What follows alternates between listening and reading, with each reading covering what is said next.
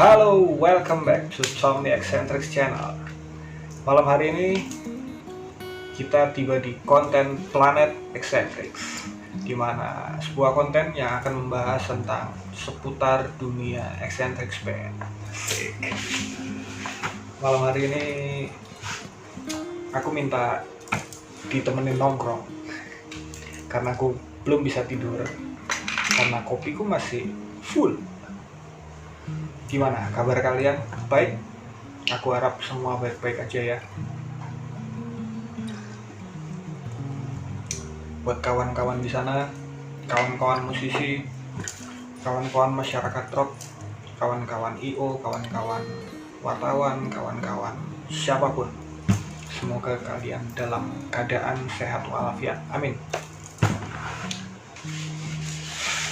Pandemi ini cukup sangat berat, terutama buat musisi. Seperti yang kalian tahu, seperti aku ini seorang musisi yang seharusnya bulan Juli ini, sekarang udah Agustus ya. Bulan Juli kemarin aku ada tur 4 kota dan itu harus hangus. Semoga sih nggak hangus ya, semoga pending. Jadi harusnya aku ada show 4 kota, ada Jogja, Purwokerto, Malang, Surabaya. Dan itu semuanya harus ke pending. Semoga pending ya, bukan gagal, pending. Jadi di saat PPKM ini sudah mulai lepas, kita sudah bisa mulai menata kembali. Semoga PPKM nggak akan terjadi lagi gitu kan. Pandemi ini makin menurun, makin kondusif, COVID makin membaik, maksudnya kondisinya makin oke gitu ya, banyak yang sehat dan kita bisa berencana kembali untuk menyusun strategi ke depan. Karena apa? Susah sekarang itu mau bikin rencana plan A, plan B, plan C gitu ya. Dari mau rencana sedang atau besar kita nggak berani, karena nanti di saat kita udah menyusun rencana, sudah deal sama salah satu pihak gitu ya, tiba-tiba nanti PPKM-nya datang lagi gitu kan. Jadi semuanya jadi berantakan lagi. Jadi yang kita lakukan sekarang ya bikin strategi kecil-kecil, karena itu yang paling aman. Ya begitulah. Tapi di pandemi ini kalau menurut aku ada positif ada negatifnya sih. Kita kok ngomongin negatifnya ya, kalau negatifnya udah pastilah banyak, mungkin di circle kita, kawan-kawan kita, mungkin dari saudara, teman-teman, saudara jauh, atau mungkin kawan-kawan jauh, dan bahkan kawan-kawan dekat yang di circle kita itu banyak yang bertumbangan. Mungkin ada yang meninggal, mungkin, dan itu semuanya tiba-tiba. Jadi kalau aku buka Facebook nih ya, buka media sosial, entah itu Facebook, entah itu Instagram, itu isinya waduh sedih banget gitu. Setiap scroll ke atas, beritanya bukan lagi tentang share musik, tapi rata-rata banyak banget berita tentang duka cita gitu. Dan aku sedih banget soalnya. Ya, aku turut berduka cita buat teman-teman yang kehilangan keluarganya atau mungkin kawan-kawannya, kerabatnya gitu ya. Semoga almarhum diterima di sisinya, amin. Di sisi negatifnya, terutama musisi, benar-benar sangat terpukul dan terdampak sih. Jadi musisi benar-benar nggak bisa ngapa-ngapain, dan kita harus putar otak.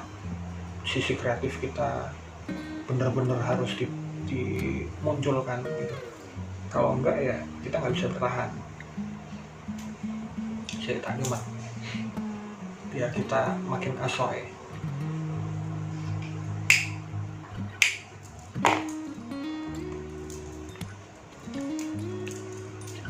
banyak musisi yang banting setir mungkin dengan berjualan, mungkin dengan apa aja yang bisa dilakuin gitu, yang penting cair gitu, yang penting bisa dapat duit gitu. Dan itu sama halnya yang aku lakukan gitu. Makanya kalau teman-teman lihat di belakangku ini jualan aku. Jadi aku jualan merchandise, aku jualan kaos dan sebagainya. Aku punya brand baru namanya Tomex Authentic.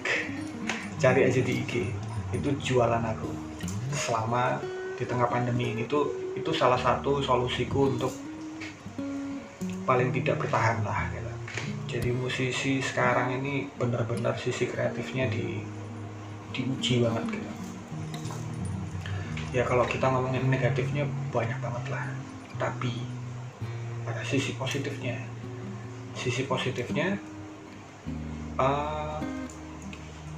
Pertama, kita jadi hidup sehat. Dikit-dikit cuci tangan, dikit-dikit pakai masker gitu kan. Jadi jaga jarak gitu. Nggak boleh bersin sembarangan, makanya harus pakai masker gitu. Jadi banyak hal-hal positif. Yang pertama, jaga kesehatan. Yang kedua, bikin mental kita jadi nggak cemen.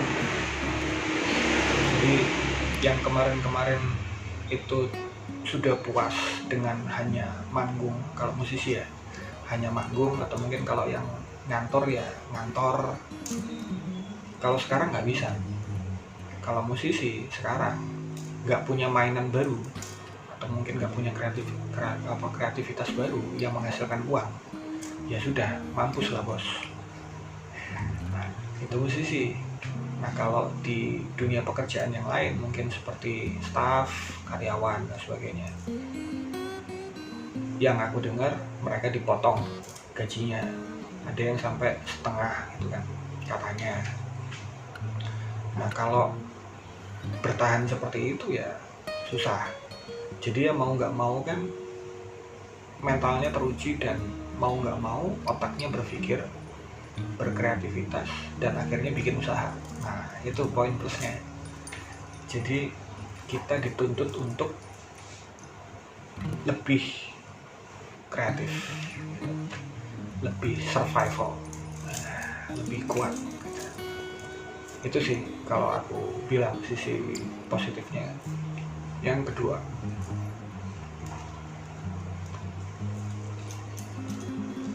yang ketiga,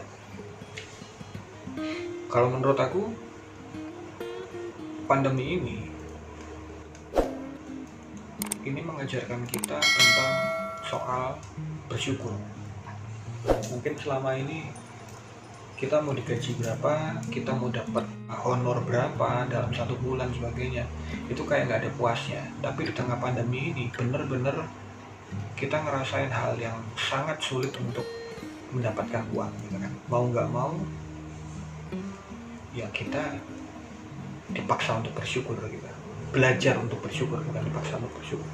Belajar untuk bersyukur. Itu yang ketiga. Menurut aku sih itu.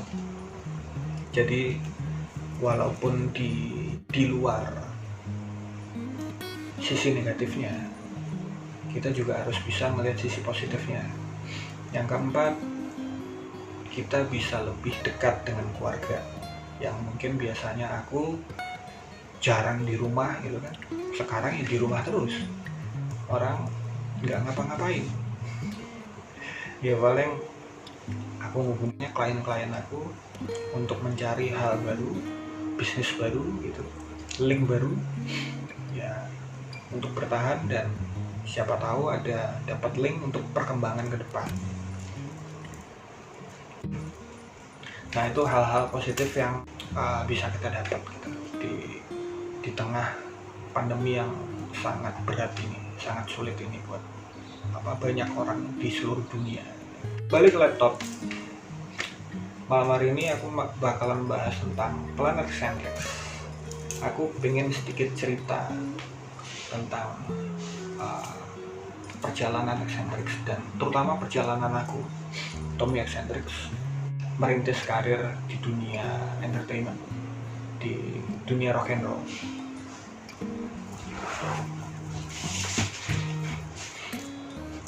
Malam hari ini aku bakalan menceritakan seseorang yang sangat berjasa buat aku gitu. Jadi aku pertemuan dengan beliau itu cuman baru sekali pada saat itu, dan orangnya baik banget. Dia rockstar papan atas sampai sekarang. Dari dulu sampai sekarang namanya terus bertenggeng di atas. Dia Ari Lasso. Kalau Mas Ari Lasso lihat video ini, kalau Mas semoga masih ingat sama aku. Kita ketemu itu sekali, walaupun itu sekali.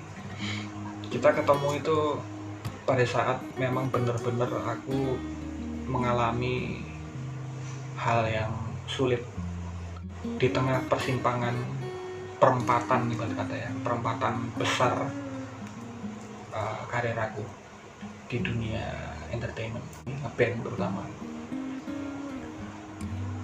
Dulu aku sempat mau mundur, sempat mau give up, nyerah gitu. Karena apa? Ya karena aku udah banyak dibohongin orang, habis duit lumayan banyak gitu, habisin tabungan juga gitu.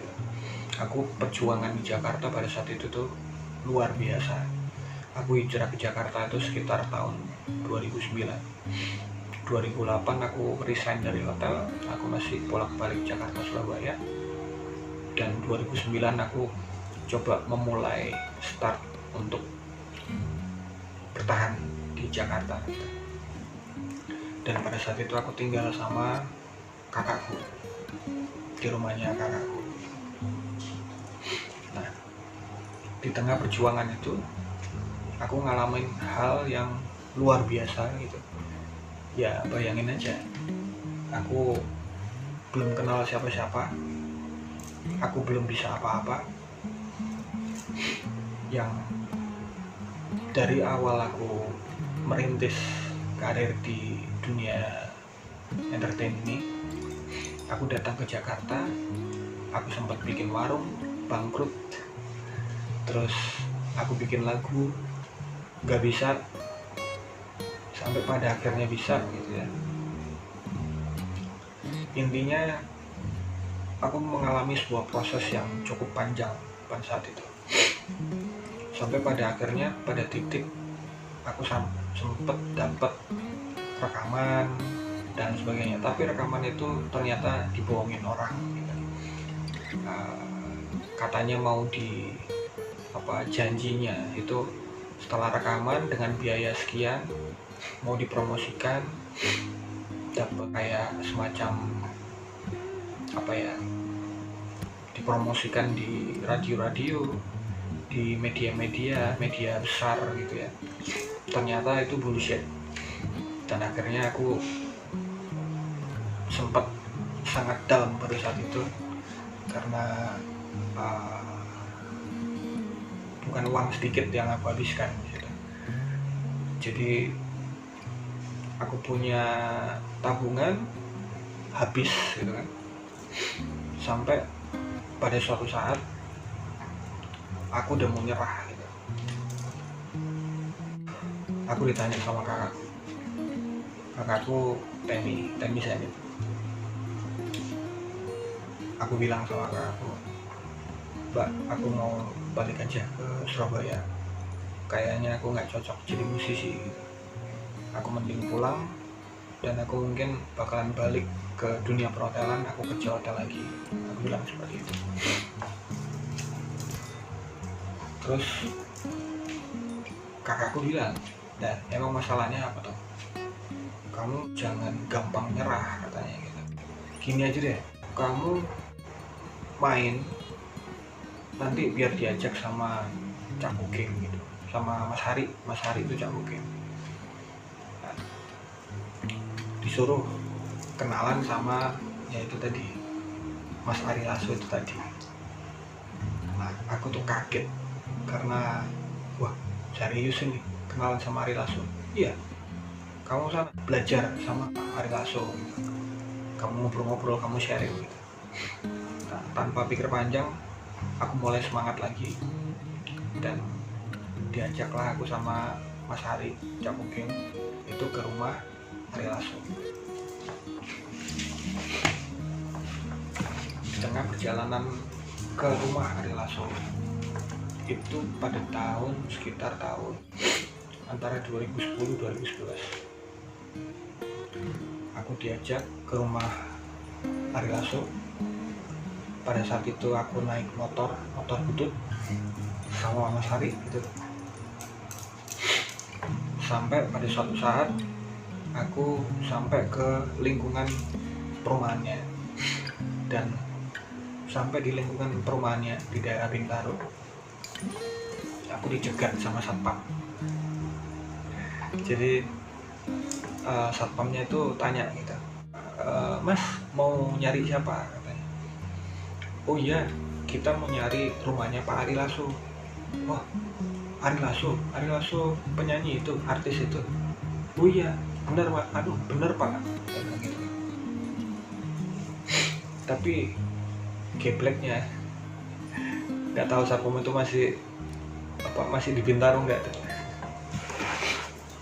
Dia itu ngeliatin dari atas ke bawah gitu, ini beneran apa enggak, ini temennya Pak Ari Lasso gitu. Masa Pak Ari Lasso punya temen kayak gini, mungkin gitu ya pada saat itu. Karena kita ya pada saat itu pakai motor gitu kan ke rumah Ari Lasso, pakai motor ya seakan-akan security-nya nggak percaya gitu kalau kita itu mau nemuin Mas Ari Lasso gitu.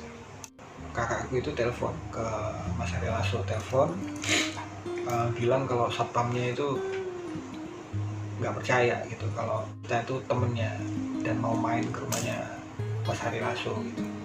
Akhirnya dengan nggak percaya, telepon itu dikasihin ke satpamnya dan satpamnya tensin banget. Ternyata memang benar itu Mas Ari Lasso gitu ya. Kan Hari Cak Bugeng itu teman lamanya, entah itu teman SMP atau SMA-nya, lupa. SMP-nya kalau nggak, teman SMP. Dan Mas Ari Lasso pada saat itu memang banyak dibantu pada saat awal-awal Dewa lagi ngerintis pada album pertama pada saat itu. Jadi Mas Ari Lasso itu nggak lupa sama jasanya kakakku Mas Ari Cak Bugeng. Akhirnya ya udah, kita ke rumahnya Mas Ari Lasso dan kita ngobrol banyak. Menariknya aku kenalan Mas Ari Lasso, orang yang sangat humble, rockstar yang menurutku dulu aku cuman ngeliat di TV gitu kan. Dan akhirnya aku bisa kenalan langsung, dan surprise-nya lagi disambut dengan hangat. Jadi Mas Ari itu baik banget, humble orangnya. Jadi persilakan duduk, kita ngobrol santai. Pada saat itu Mas Ari Lasso masih istirahat tenggorokan. Jadi tenggorokannya pada saat itu lagi kena radang, kalau nggak salah radang, akhirnya harus istirahat selama 6 bulan. Aku masih ingat pada saat itu istirahat tenggorokannya gitu. Jadi belum bisa nyanyi, makanya banyak waktu di rumah, makanya kita bisa main ke sana dan sharing langsung. Nah, terus Mas Ari Lasso-nya juga tanya, ya Bu Geng, gimana Ri? Geng itu kakakku Ari. Ya Bu Geng, apa sing bisa taiwangi, apa yang bisa dibantu? Uyo iki lho, adikku. iki adikku iki semangatnya luntur ngerintis karir bermusik ngeband di Jakarta. Kok dari awal semangat kok tahu-tahu udah bilang mau balik pulang gitu. Akhirnya dari situ aku wah banyak diomongin, banyak banget gitu kan, diwejangi lah gitu kan. Aku cerita A B C D, was gini mas, aku tuh udah ini udah itu, berat banget, aku udah ngalamin ini ngalamin itu, gagal, dibohongin orang lah, bla bla bla bla bla. Aku cerita panjang lebar gitu. Ternyata di luar dugaan Mas Ari Lasso itu bukannya kasihan tapi malah marah gitu, marahin aku gitu. Mas Ari Lasso bilang, Tom, kon iku aja ngisi-ngisini wong Surabaya. Arek Surabaya iku gak oleh ngono. Opo kon ngono tok wis arepe mundur. Masa kamu gitu aja udah mau mundur gitu. Mundur dari dunia musik gitu. Kamu jangan lihat aku sekarang. Kalau kamu lihat orang sukses, itu kamu lihat perjalanannya, prosesnya. Nah dari situ aku mulai kebuka pikiranku bahwa semuanya itu perlu berproses ya.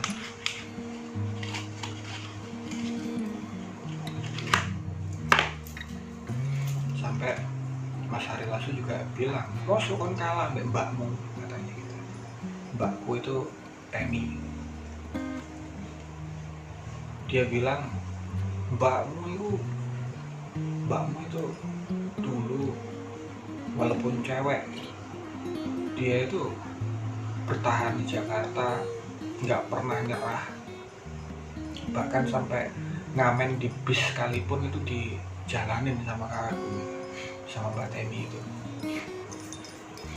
Lah kamu cowok, lah kon lanang katanya gitu, mosok koyok ngono, masa kayak gitu, kamu harusnya malu sama kakakmu, kamu belajar sama kakakmu,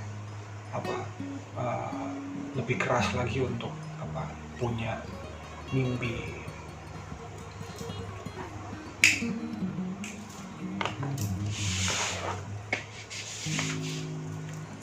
Ya gitu. Di tengah sharing itu banyak hal yang aku pelajarin. Jadi Mas Ari Lasso ini orang yang sangat berjasa buat aku, walaupun aku cuman bertemu sekali, tapi momen itu sangat nempel di otak aku, di memori aku sampai sekarang. Thank you Mas Ari Lasso. Kalau enggak, mungkin aku udah mundur dari dunia persilatan dan dunia anak band, karena gak gampang. Itu tadi Mas Ari Lasso bilang, sukses itu gak gampang. Kamu jangan lihat orang sukses itu dari suksesnya aja, tapi kamu lihat dari prosesnya, gimana dia bisa melalui prosesnya. Banyak hal lah dia cerita gitu, tentang perjalanannya juga. Kamu jangan lihat aku seperti ini sekarang, kamu jangan lihat Piu sekarang sukses, kamu jangan lihat Dani sekarang sukses, tapi kamu juga harus lihat perjalanannya. Itu mungkin juga bisa lebih berat dari kamu, katanya gitu. Kalau nggak salah Mas Ari Lasso bilang, kamu itu masih dari nol, aku min, katanya Mas Ari gitu. Min karena apa ya? Min karena Mas Ari pada saat itu sempat make gitu kan. Jadi itu yang dia bilang min, bukan nol lagi tapi min, karena dia harus mengembalikan ke nol dulu baru berjuang lagi. Nah sedangkan aku tuh sedang berjuang, gagal, nol kan gitu. Nah kalau Mas Ari bilangnya dia lebih mundur lagi, min, karena apa? Dia ada ketergantungan itu sama obat-obatan. Dia harus lepas dari itu dulu, baru balik ke titik semula, baru dia berjuang lagi sampai sekarang, sampai sukses sekarang.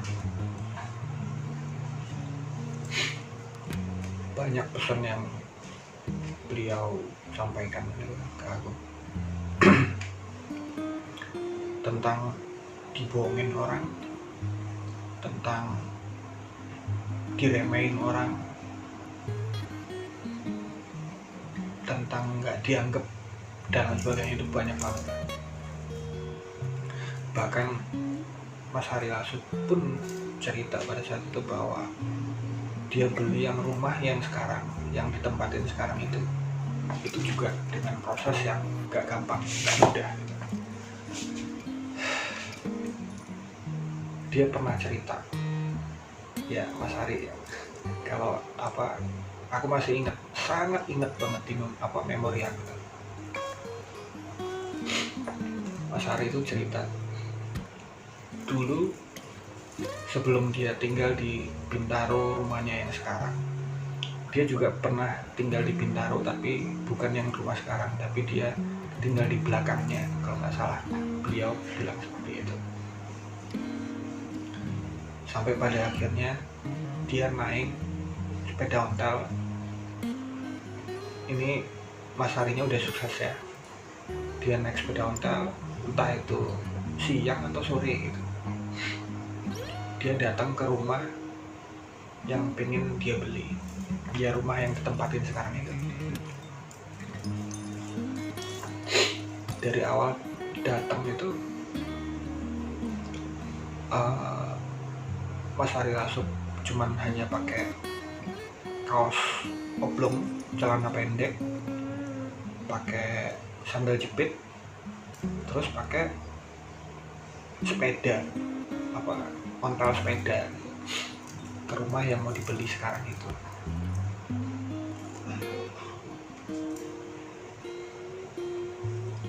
Dan yang setelah Mas Hari Lasut itu masuk, ditanyain sama yang punya rumah gitu, ya Mas, ada apa? Iya Pak, ini saya mau lihat-lihat rumahnya, saya lagi cari rumah. Oh iya, lagi cari rumah ya, tapi rumah ini mahal gitu. Jadi bapak itu seakan-akan nggak percaya kalau orang ini yang di hadapannya pada saat itu pakai sepeda ontel, kaos oblong, celana pendek, pakai sandal jepit gitu, bilang mau beli rumahnya. Dan orang itu bilang, wah ini mahal banget, nggak mungkin sampai bakal bisa beli rumah ini rumah mahal sekali katanya. Tapi Mas Hari Lasut itu kekeh gitu. Boleh saya masuk Pak, saya pengen lihat kamar-kamarnya, saya pengen lihat di dalam seperti apa. Boleh, monggo silakan katanya. Setelah masuk, akhirnya tiba-tiba bapaknya itu dipanggil sama anaknya, ceritanya gitu. Dipanggil anaknya, Papa, ya sebentar, ini masih ada tamu katanya. Udah Papa kesini sebentar katanya. Ya udah, papanya itu masuk ke dalam dan akhirnya ditanya sama anaknya, Papa tahu nggak itu yang di luar siapa? Oh iya, itu mau tanya-tanya rumah, tapi Papa nggak yakin kalau orang itu mau beli rumah ini katanya. Papa nggak tahu itu siapa? Nggak tahu. Papa tahu vokalisnya Dewa nggak? Oh tahu. Itu Om Hari Lasut Papa. Hah? Nggak mungkin gitu. Jadi anaknya ini berusaha meyakinkan bapaknya bahwa orang yang ditemuin pakai kaos, pakai celana pendek, bawa sepeda ontel dan sandal jepit itu ternyata seorang Hari Lasut. Dan begitu bapaknya ngeh bahwa orang yang diajak ngobrol dan tanya-tanya rumah itu seorang Hari Lasut, akhirnya dia mempersilahkan masuk, memperlihatkan kamar-kamarnya yang bagus, rumahnya yang mewah gitu kan, ada kolam renang dan sebagainya. ya disitulah. Jadi ada hal penting yang tersampaikan ke aku gitu, bahwa kita harus bisa tunjukin ke orang, terutama orang-orang yang berkata menganggap remeh atau memandang sebelah mata. Someday kita kerja keras, berusaha sampai mendapatkan mimpi yang apa kita inginkan gitu. Sampai orang yang merendahkan kita tidak lagi bisa merendahkan kita. Itu sih yang aku tangkap dari cerita Mas Ari Lasso. Jadi dari situ aku nggak jadi give up, dan akhirnya aku kembali semangat gitu, kembali bangkit untuk meraih sebuah mimpi di dunia entertain. Karena ya itu tadi, Mas Ari Lasso sudah banyak cerita, banyak kasih motivasi, banyak kasih pandangan. Ya dari situlah perjalananku bertemu dengan seorang Ari Lasso. Jadi Mas Ari Lasso ini seseorang yang walaupun cuman baru sekali aku ketemu, tapi momen itu sangat nancap di kepala dan di ingatanku. Mungkin Mas Ari Lasso kalau nggak sengaja buka channel ini, aku pengen bilang terima kasih Mas. Gara-gara Mas Ari Lasso aku nggak jadi mundur dari dunia entertain, dan aku bisa kuat sampai sekarang, dan aku masih bisa bertahan dan masih terus berkarya. Makanya buat teman-teman dari Friends Eccentrics, dari teman-teman Rocky Mawe, jangan gampang nyerah. Hadapi aja, lewatin semuanya. Seperti laguku di I Love Rock and Roll itu, wah, itu banyak pesan yang aku tulis di lagu itu. Itu kisah nyata yang aku ungkapkan lewat lagu I Love Rock and Roll. Ingat itu, coba dengerin deh, coba cermatin kata-katanya dan liriknya. Dan itu benar-benar aku sedang ngomong sama diri aku sendiri, dan aku anggap itu berdoa gitu, sesuatu yang positif dan bisa buat aku termotivasi kembali untuk meraih mimpi-mimpiku ke depan. Amin. Oke guys, gitu aja mungkin sedikit sharing aku di Planet Eccentrics tentang kisah aku, perjalanan aku. Mungkin siapa tahu ini bisa buat jadi inspirasi, bisa buat jadi motivasi buat teman-teman yang mengalami hal yang sama dengan aku, berjuang untuk meraih sebuah kesuksesan di jalur kita yang pingin kita tuju gitu. Pokoknya jangan menyerah, tetap semangat. Dan untuk kondisi pandemi saat ini memang ini sangat sulit, jadi tetap jaga kesehatan, tetap jaga protokol, gunakan masker itu pasti, hand sanitizer. Pokoknya jaga kesehatan aja. Karena apa? Kesehatan sekarang bukan cuma basa-basi, tapi benar-benar kalau orang tanya halo apa kabar, itu benar-benar tanya apa kabar, bukan basa-basi. Karena apa? Itu tadi, banyak teman-teman kita, saudara kita, dan bahkan yang di circle kita itu sudah mulai bertumbangan, entah itu sakit, entah itu ada yang sudah meninggal. Banyak teman-teman yang musisi juga yang di Jakarta, yang di Surabaya juga yang jadi korban di pandemi ini. Makanya buat teman-teman, aku harap semuanya tetap semangat, tetap jaga kesehatan untuk bisa melanjutkan mimpi-mimpi yang tertunda. Oke, sampai ketemu di Planet Centrix berikutnya. Dan thank you udah nonton video ini.